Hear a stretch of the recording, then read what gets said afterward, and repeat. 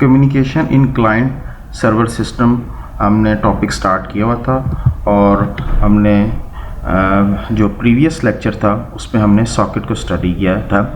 आज के हम इस लेक्चर में जो है रिमोट प्रोसीजर कॉल आरपीसी को स्टडी करेंगे। हम जैसे स्टडी कर चुके हैं इंटर प्रोसेस कम्युनिकेशन को, और हमने देखा कि कैसे शेयर्ड मेमोरी सिस्टम और मैसेज पासिंग सिस्टम मैकेनिज़्म को यूज़ करते हुए इंटर प्रोसेस कम्युनिकेशन जो है वो दो प्रोसेस के दरमियान में होती है। और हमने सॉकेट्स के बारे में भी स्टडी कर चुके हैं। सॉकेट जो है ये हेल्प्स करती हैं कनेक्शन एस्टेब्लिश करने के लिए बिटवीन टू प्रोसेस। और जैसे कि इंटर प्रोसेस कम्युनिकेशन जो है that is based on the local communication, यानी कि दो प्रोसेस जो हैं वो एक ही सिस्टम के ऊपर रिजाइड कर रहे हैं और वो आपस में कम्युनिकेशन करना चाहते हैं। तो जब दो डिफरेंट प्रोसेस दो डिफरेंट कंप्यूटर्स के ऊपर जो है अवेलेबल हों और they want to communicate to each other, तो उसमें हमारे पास रिमोट प्रोसीजर जो है वो अपना रोल प्ले करती है। यानी कि there are two process which want to communicate to each other and they are on a different system or these systems are connected over a network connection। तो इस सिनेरियो में जो है प्रोसेस एक सिस्टम जो है वो कम्युनिकेशन चाहता है दूसरे प्रोसेस पे, but that physically reside on the other place और ये कनेक्टेड हैं थ्रू अ नेटवर्क। तो इस सिनेरियो में आरपीसी जो है वो हेल्प करती है हमें कि हम कम्युनिकेट जो है दो प्रोसेस के दरमियान में, दो डिफरेंट कंप्यूटर के दरमियान में हो सके। तो सबसे पहले a process calls a procedure that is located in different computer system. The RPC is analogous to a procedure or function call in programming language, except that the OS passes the parameter to the remote procedure over the network and it returns its result over the network। तो basically जो है remote procedure call, ये basically procedure call होता है just like functions. जैसे कि हमने programming में भी स्टडी किया होगा, प्रोग्रामिंग लैंग्वेजेस के अंदर के फंक्शंस होते हैं। तो बेसिकली रिमोट प्रोसीजर कॉल भी बेसिकली फंक्शन है जो कि एक प्रोसेस जो है वो सर्विसेज या फंक्शंस जो है वो दूसरे सिस्टम पे मौजूद फंक्शन या प्रोसीजर को कॉल करना चाह रहा है, तो वो पैरामीटर्स को पास करता है और वो कंप्यूटर्स जो हैं वो आपस में नेटवर्क के ऊपर कनेक्टेड हैं। इसको मज़ीद फर्दर जो है वो आगे हम एक्सप्लेन करके देखेंगे कि कैसे जो दो कंप्यूटर्स हैं वो आपस में कॉल करते हैं और जो फंक्शन या प्रोसीजर जो है वो कैसे एग्जीक्यूट होता है, उसको पैरामीटर किस तरह पास होते हैं और वो पैरामीटर फंक्शन कॉल कैसे होती है, ये हम आगे फर्दर स्टडी करते हैं इसको। It is similar in many respect to the IPC mechanism. ये जो है इंटर प्रोसेस आरपीसी जो है सिमिलर है इंटर प्रोसेस कम्युनिकेशन से, मिलता जुलता है मैकेनिज़्म, जैसे कि हम आईपीसी को हम स्टडी कर चुके हैं। However because we are dealing with environment in which the process are executing on separate system, we must use message based communication scheme to provide the remote services. तो basically ये जो है environment जहाँ पे mostly ये distributed environment है ये जो आईपीसी था ये remote procedure call similar IPC से मिलता जुलता है, पर डिफरेंस क्या है इसमें? डिफरेंस ये है कि हमारा जो है इन्वायरमेंट जिसमें प्रोसेस जो हैं वो सेपरेट सिस्टम के ऊपर एग्जीक्यूट हो रहे हैं और हमें मैसेज पासिंग सिस्टम जो है वो हम की ज़रूरत पड़ेगी। अगर आपको याद हो कि हमने दो मेथड्स पढ़े थे, शेयर्ड मेमोरी सिस्टम और message passing. Shared memory system जो है उसमें जो है एक रीजन जो था वो शेयर्ड होता है दो प्रोसेस के दरमियान में, और वो आपस में कम्युनिकेशन जो है रीड एंड राइट जो है वो मैसेज इस थ्रू शेयर्ड मेमोरी के थ्रू जो है वो उनकी कम्युनिकेशन होती है। लेकिन आरपीसी जो है वो रिमोट प्रोसीजर कॉल, इसमें हम डीलिंग कर रहे हैं दो ऐसे प्रोसेस जो कि दो डिफरेंट सिस्टम के ऊपर अवेलेबल हैं और जो कनेक्टेड हैं नेटवर्क के। तो यहाँ पे तो शेयर्ड मेमोरी सिस्टम यूज़ ही नहीं है, पॉसिबल ही नहीं है कि हम उसको यूज़ कर सकें। तो सिर्फ अब हमारे पास जो ऑप्शन रह गई है we will use other communication, जो कि अदर कम्युनिकेशन सिस्टम क्या है? Message passing.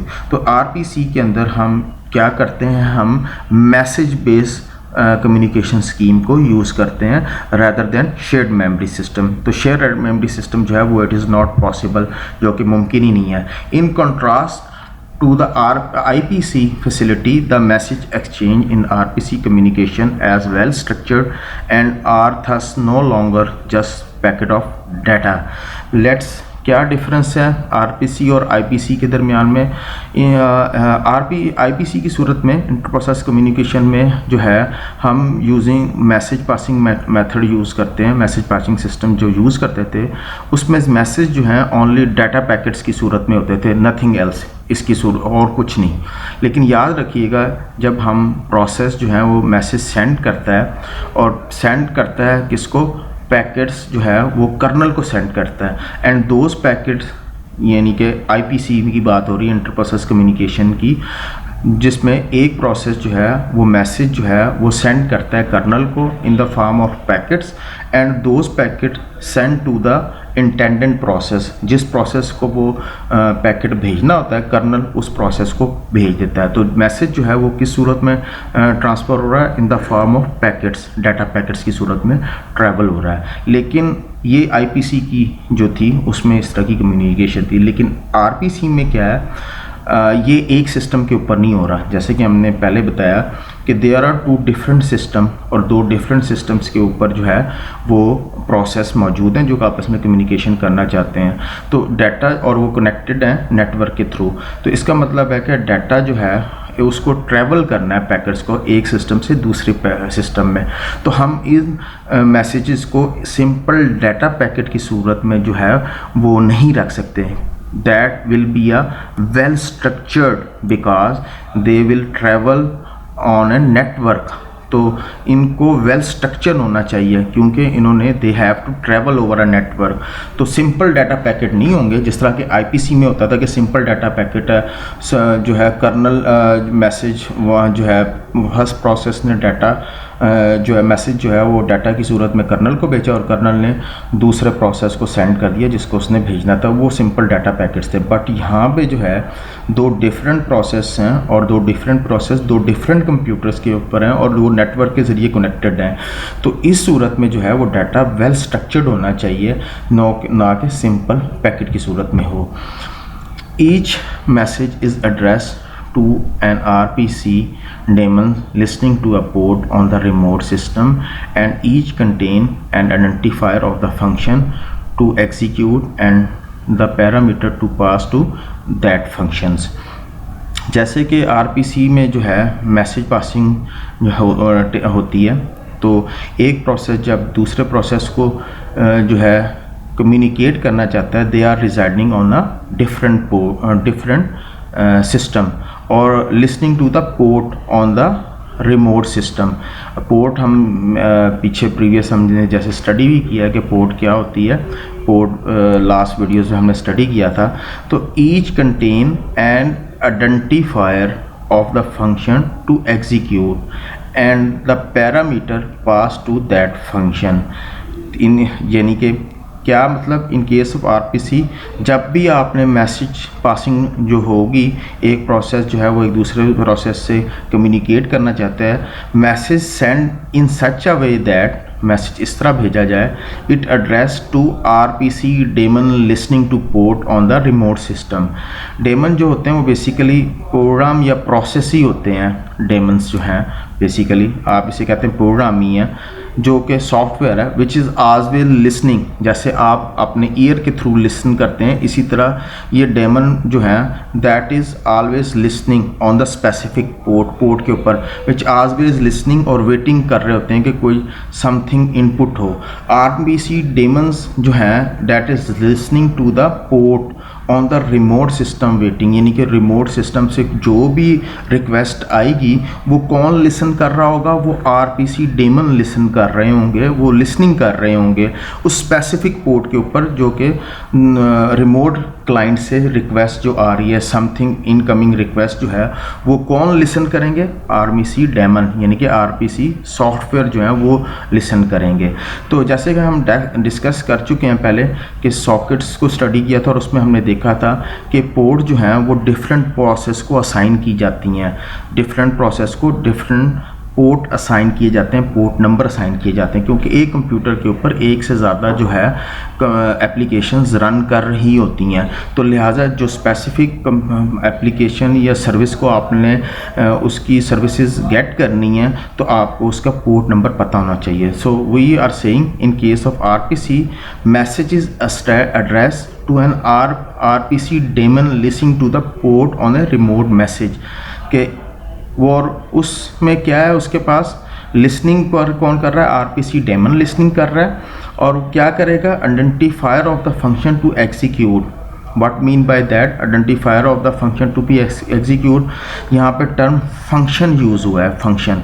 तो फंक्शन जैसे कि हमें पता है कि आप अगर प्रोग्रामिंग के बारे में जानते हैं तो प्रोग्राम फंक्शन जो है that is piece of code function, यानी कि प्रोग्रामिंग अगर मैं समझो piece of code which is written in any programming language और which perform the certain task, और आपको वैल्यू भी रिटर्न करते हैं। जैसे जस्ट लाइक यहाँ पे हमारे पास ये एग्जांपल है जिसमें SQR एक फंक्शन है, इसको आपने पैरामीटर पास किया के, ये हमारा मेन फंक्शन है, यहाँ से ये फंक्शन कॉल है। जैसे ही फंक्शन कॉल होगा कंट्रोल यहाँ पे ट्रांसफ़र हो जाएगा और 2 जो है वो के अंदर ट्रांसफ़र हो जाएगा, और ये perform a certain task, that function perform the certain task mean square calculate करेगा, और that value will be a return to the x, और वैल्यू रिटर्न भी होगी x को।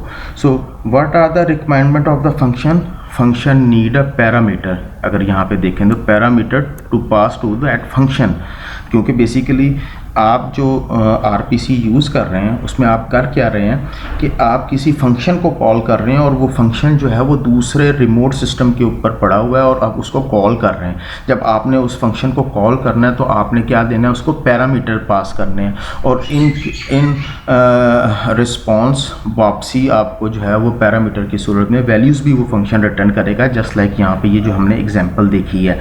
तो basically based on the parameter operation perform on the parameter something is return. जैसे हमने यहाँ पैरामीटर क्या पास किया था, 2 की वैल्यू पास की थी, तो ऑपरेशन क्या परफॉर्म हुआ, स्केयर का परफॉर्म हुआ, दैट इज़ द ऑपरेशन। तो वो कह रहा है कि जी के ऑपरेशन जो है वो डिपेंड करता है कि पैरामीटर की वैल्यू क्या पास किया और फिर उसकी वैल्यू रिटर्न भी होगी। तो in case of RPC function जो है वो RPC में आप फंक्शन को क्या कहेंगे, service. That function is a service in RPC। मैं दोबारा रिपीट कर रहा हूँ, function is a service which are going to be a request from one process to another process, यानी कि क्लाइंट रिक्वेस्ट कर रहा है एक सर्विस की, बेसिकली वो एक फंक्शन है, but in RPC we know that as a service. The one process is requesting to another process which is residing on a different computer. So service as a function in RPC। So हमने ये देखा कि RPC जो है वो RPC के अंदर function जो है that is as a, what we do, we pass the parameter to the function. हमने फंक्शन को कॉल किया, सेम इसी RPC में भी जैसे यहाँ पे फंक्शन कॉल हुआ है, ये स्टेप फंक्शन कॉल का था। फंक्शन जब कॉल होगा तो function will be executed, same इसी तरह RPC में भी होगा। We pass identifier of the function, हमने पैरामीटर जो पास किया दैट इज आइडेंटिफायर। आइडेंटिफायर क्या होगा, फंक्शन का नाम भी होगा, बेसिकली पैरामीटर और फंक्शन का नाम। तो फंक्शन का नाम क्या था, SQR, और parameter to the function that is identifier, जो कि यहाँ पे ये टर्म यूज़ हुई है। तो identifier mean name of function and the parameter. जब आप रिमोट प्रोसीजर कॉल के अंदर आप सर्विस लेना चाह रहे हैं एक दूसरे सिस्टम से, तो आपने क्या स्पेसिफाई करना है, you must specify the function name and parameter, so that must be specified. The function is then executed as requested and output is sent back to the requester in a separate message. Yes, अब जब आपने function call कर लिया है तो जिस तरह हमने देखा था कि प्रोग्रामिंग में फंक्शन जब कॉल होता है तो कंट्रोल वहाँ पर ट्रांसफ़र हो जाता है। व्हाट हैपन, फंक्शन जो है वो एग्जीक्यूट होता है, that function will B execute. After this execution complete हो जाएगी, it return the value, just like यहाँ पे 4 वैल्यू रिटर्न होगी क्योंकि आप स्केयर कैलकुलेट कर रहे हैं, that will be a return. इसी सेम यही सिनेरियो RPC में भी है। एंड वेयर वैल्यू कहाँ पे रिटर्न होगी, यहाँ पे तो यहाँ मेन फंक्शंस में हमने इसको कॉल किया था, तो कॉल कहाँ हुई था, मेन फंक्शन के अंदर। तो वैल्यू भी जो रिटर्न होगी वो कहाँ पे रिटर्न होगी, मेन फंक्शन के। बट इन आरपीसी में जो है दो सिस्टम्स हैं डिफरेंट, और ये आपके पास इसने रिक्वेस्ट की थी और फंक्शन कॉल कहाँ से हुआ था, यहाँ से।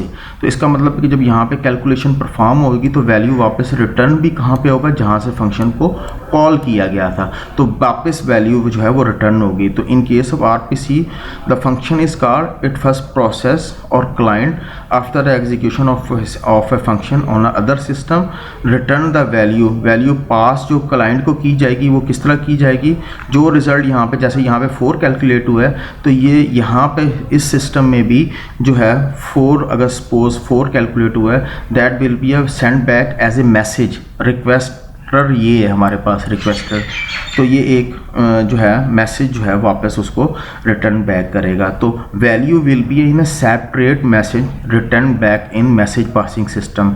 तो आरपीसी इज़ वर्किंग जो है वो हमारे पास ये एक वर्किंग थी आरपीसी की, जिसको हमने इसका ओवरव्यू देखा जी। नेक्स्ट अगर हम देखें इसके आगे further, the semantic of RPC allow a client to invoke a procedure on a remote host as it would invoke a procedure locally।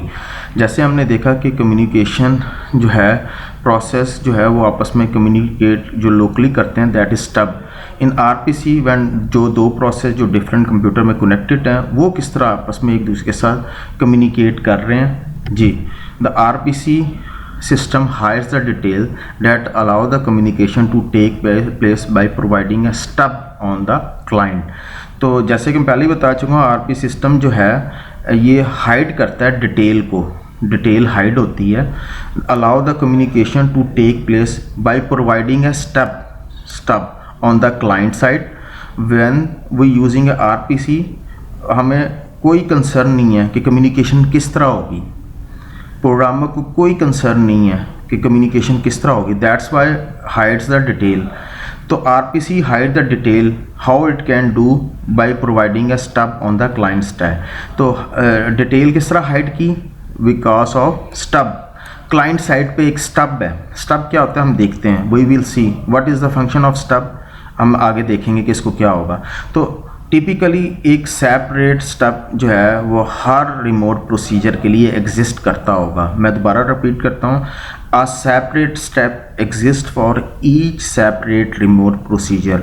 तो स्टेप क्या है, इसकी फंक्शन क्या है और इसको ये किस तरह प्रोसीड होता है, इसको हम देखते हैं आगे। Typically a separate step exist for each separate remote procedure.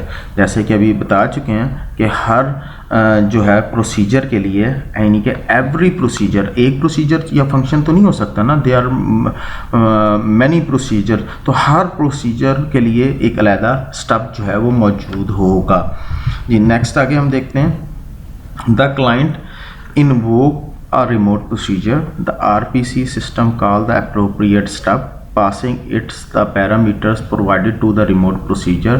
This step locates the port on the server and marshals the parameter। जी, अब हम देखते हैं कि इसका क्या मतलब है। जब एक क्लाइंट जो है वो इन्वोक करता है रिमोट प्रोसीजर, मीन के प्रोसेस जो है वो क्लाइंट पे वो सर्विस चाहता है दूसरे प्रोसेस से, जो कि सिस्टम दूसरे सिस्टम पे, वो क्या करेगा, वो प्रोसीजर इन्वोक करेगा, invoke the procedure, remote procedure. Client invoke the remote procedure, क्योंकि हम टर्म रिमोट इसलिए यूज़ कर रहे हैं कि वो सिस्टम जो है that are residing on the physically and other location, उस सिस्टम पे नहीं है, कहीं और सिस्टम से वो जो है वो सर्विस लेना चाह रहा है। तो व्हेन प्रोसीजर इज़ इन्वोक, जब प्रोसीजर इन्वोक होगा तो क्या होगा, it call the appropriate step. वो किसको कॉल करेगा, अप्रोप्रिएट स्टेप को कॉल करेगा जब इन्वोक प्रोसीजर होगी। इन्वोक प्रोसीजर कब होता है, जब फंक्शन कॉल होता है, जैसे कि हमने पीछे देखा था कि फंक्शन कॉल स्टेटमेंट होती है। तो फिर क्या होगा, इट पास इट पैरामीटर, वो जब फंक्शन कॉल होता है तो आप पैरामीटर पास करते हो, सेम इसी तरह इन्वोक प्रोसीजर रिमोट प्रोसीजर होगा तो स्टब एक्टिवेट होगा और वो क्या करेगा, पैरामीटर को पास करेगा provide to the remote procedure, जो कि रिमोट प्रोसीजर को रिक्वायर्ड होंगे।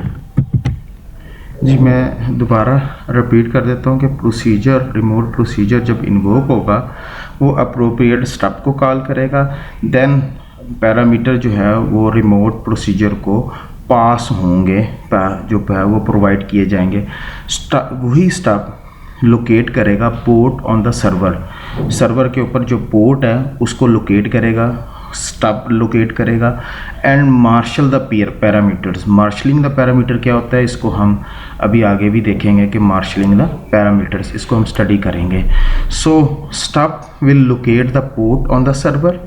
ऑन द सर्वर आपको पता है कि सर्वर पे डिफरेंट काइंड की सर्विसेज अवेलेबल हैं और हर सर्विस के अगेंस्ट पोर्ट नंबर एसोसिएट होगा। तो each service identify by the port, remember that. Port जो है वो बताएगी कि कौन सी सर्विस किस पोर्ट के ऊपर अवेलेबल है। तो जैसे कि हम डिस्कस कर चुके हैं पोर्ट को प्रीवियस लेक्चर्स में कि पोर्ट, स्पेसिफिक पोर्ट जो है वो फाइंड आउट की जाएगी, और ये कौन फाइंड आउट करेगा, ये स्टब विल फाइंड आउट। जो स्टब होगा वो लोकेट करेगा पोर्ट ऑन द सर्वर, क्योंकि there are different services, the stub locates the port on the server. क्यों लोकेट करेगा, क्योंकि there are many services are available on the server. So appropriate port number जो है वो locate की जाएगी, क्योंकि सर्विसेज जो क्लाइंट रिक्वेस्ट कर रहा है वो किस पोर्ट के ऊपर अवेलेबल है वो स्टब बताएगा। तो marshal the parameter mean combining the parameters और स्पेसिफिक वे। तो देखेंगे कि इसको हम अंडरस्टैंड करेंगे कि what is meaning of marshal, और स्टब जो है वो मार्शल पैरामीटर किस तरह होता है। Parameter marshalling involves packaging the parameter into the form that can be transmitted over a network. यानी कि जब आपने तमाम पैरामीटर्स जो चाहिए थे फंक्शन को एग्जीक्यूट करने के लिए, जो कि वेयर, कौन से फंक्शन को, जो कि फंक्शन सर्वर की साइड पे पड़ा हुआ है। अभी हमने देखा भी था कि एक फंक्शन हमने कॉल किया था और वो फंक्शन जो है उसको पैरामीटर पास किए थे। तो इसी तरह दो सिस्टम जब आपस में कम्युनिकेट करना चाह रहे हैं और नेटवर्क के ज़रिए कनेक्टेड है, वो फंक्शन एज ए सर्विस है आरपीसी के अंदर, तो उसको कोई पैरामीटर रिक्वायर्ड होंगे। तो वो फंक्शन जो है वो कहाँ पे मौजूद है, सर्वर साइड पे मौजूद है। क्लाइंट रिक्वेस्ट कर रहा है, तो जब क्लाइंट रिक्वेस्ट करेगा तो वो पैरामीटर भी पास करेगा उस फंक्शन के। That is remote procedure to involve. तो we have all parameters. Parameter marshalling mean involving the packaging the parameter into form that can be transmitted over a network. Parameter marshalling का मतलब ये है कि आप पैरामीटर्स को S form में जो है पैकेजिंग कर दें उसकी, कि वो नेटवर्क के ऊपर ट्रांसमिट हो जाए। फंक्शन जो है वो आपका दूसरे सिस्टम के ऊपर अवेलेबल है, तो पैरामीटर जो है वो पास होके नेटवर्क से वो जो है उस फंक्शन को पास ऑन होंगे। So since the parameter should be in a form to travel over the network. यानी कि पैरामीटर मार्शलिंग का मतलब ये है कि आप पैरामीटर पास करेंगे नेटवर्क के थ्रू उस सिस्टम को जहाँ पे फंक्शन या सर्विस अवेलेबल है। तो पैरामीटर मार्शलिंग का मतलब packaging the parameter into the form that can be transmitted over the network. So this is mean by marshalling the parameter. The stub then transmit a message to the server using a message passing system। जब हर चीज़ हो गई, everything is ready, stub जो है वो message transmit कर देगा server को using क्या मेथड यूज़ करते हुए, मैसेज पासिंग को। जैसे कि हमने देखा कि that is mechanism way to transmit और कम्युनिकेशन। इंटर प्रोसेस कम्युनिकेशन में भी हमने स्टडी किया था, तो आरपीसी में भी जो है सिर्फ और सिर्फ मैसेज पासिंग टेक्निक यूज़ होती है, और शेयर्ड मेमोरी क्यों नहीं होती वो मैं पहले बता चुका हूँ। So we have pass the message from client to server. तो क्या होगा सर्वर साइड पे, सर्वर साइड पे जो है a similar stub on the server side receive this message. वो जो मैसेज क्लाइंट ने पास किया है तो सर्वर साइड पे भी स्टब होगा, यानी कि क्लाइंट साइड पे भी स्टब था तो सर्वर साइड पे भी स्टब होगा, and invoke the procedure on the server. तो वो क्या करेगा, जो स्टब क्लाइंट ने जो है क्लाइंट साइड पे था, सेम स्टब सर्वर साइड पे भी है, वो मैसेज रिसीव कर रहा है। What will be the in the message, जो मैसेज पास हुआ था क्लाइंट से सर्वर को, उसके अंदर पैरामीटर है और फंक्शन का नाम है जो कि प्रोसीजर को इन्वोक करेगा।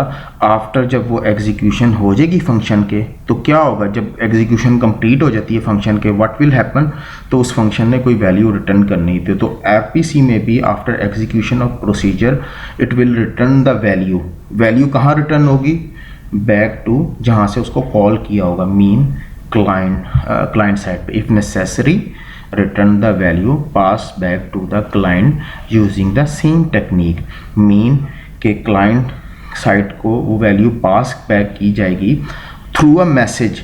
तो सर्वर भी जो है वो जो वैल्यू पास करेगा, यानी कि वो फंक्शन जो एग्जीक्यूट हुआ है उसने कुछ वैल्यू अगर रिटर्न करनी है तो वो मैसेज के थ्रू ही जो है उसको वापस क्लाइंट को पास ऑन करेगा। तो value pass back to the client using same message passing technique. तो आरपीसी में जो है कुछ इशू होते हैं, वो हम अगले लेक्चर में देखेंगे कि वो इश्यूज़ जो हैं वो कौन से इश्यूज़ हैं, उनको रिजॉल्व किस तरह किया जाता है और आरपीसी जो है वो वर्क किस तरह की जाती है। ये एक एग्जाम्पल है डायग्राम की सूरत में, इसको थोड़ा सा हम देख लेते हैं। जो अभी हमने स्टडी किया था उसमें no message passing at all is visible to the programmer.